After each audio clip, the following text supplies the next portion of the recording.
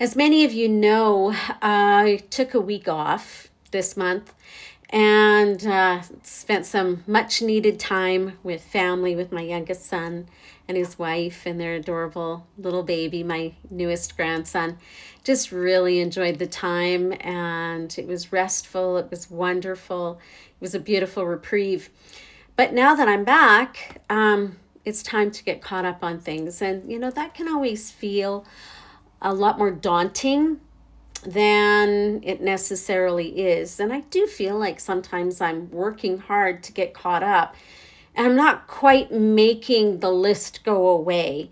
I've got a huge dent in the list of things that I have yet to accomplish, but I'm not out of the woods yet on it. And today I just kind of felt a little bit discouraged because I've been working hard all day, but I didn't get it all done.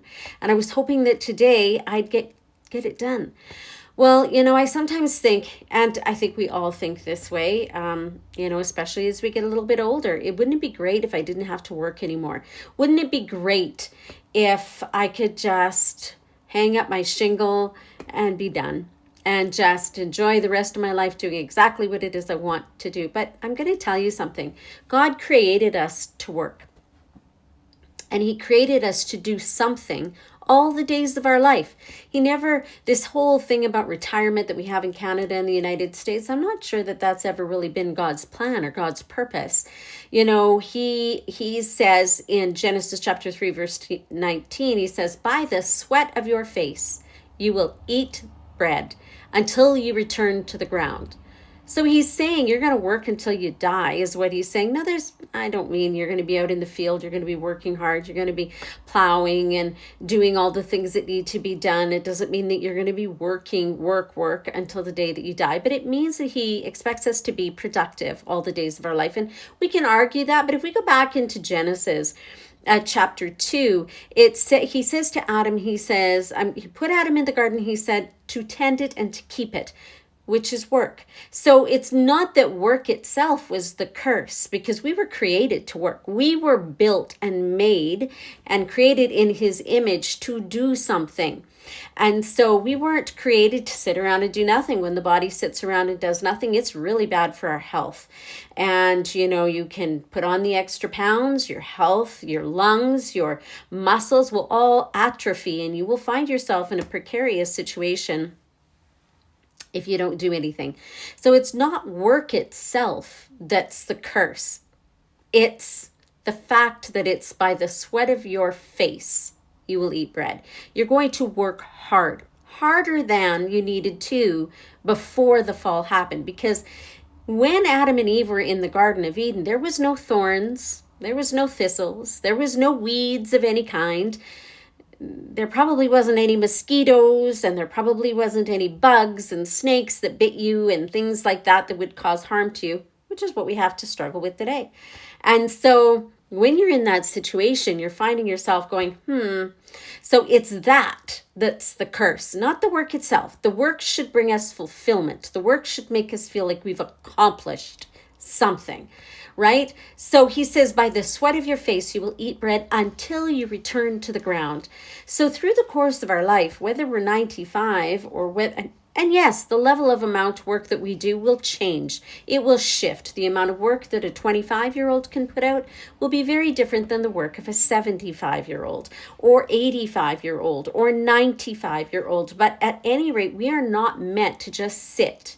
And I knew one of my best friends when I was in high school, her dad, I don't know that he was super old, but he was definitely older than my dad. And he used to just sit in the window, drink coffee, smoke cigarettes, and play cards. And that's what he seemed to do all day, every day. I don't know that he ever left his position. And I remember thinking, wow, that's a pretty sad life.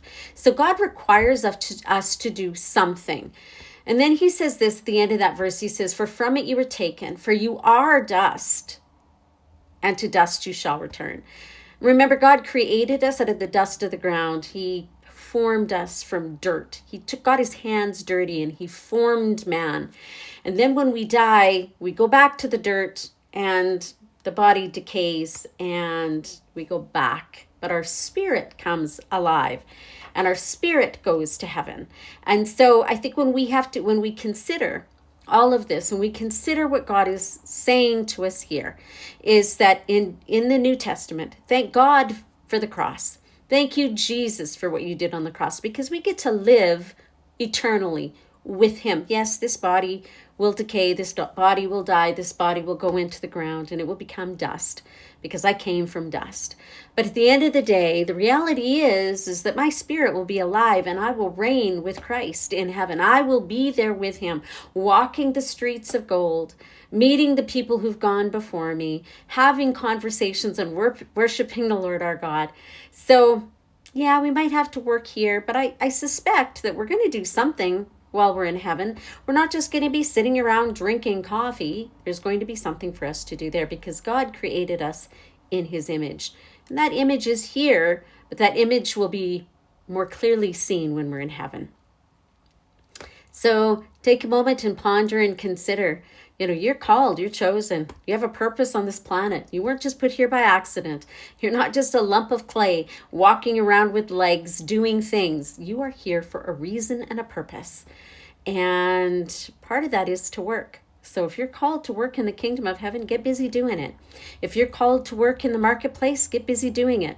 If you're called to work as a teacher or a lawyer or a doctor, get busy doing it. Get busy doing what it is that God has called you to do, because we were created for work. Have yourself a great day. Be blessed, be encouraged. You know that he loves you and his hand is upon you.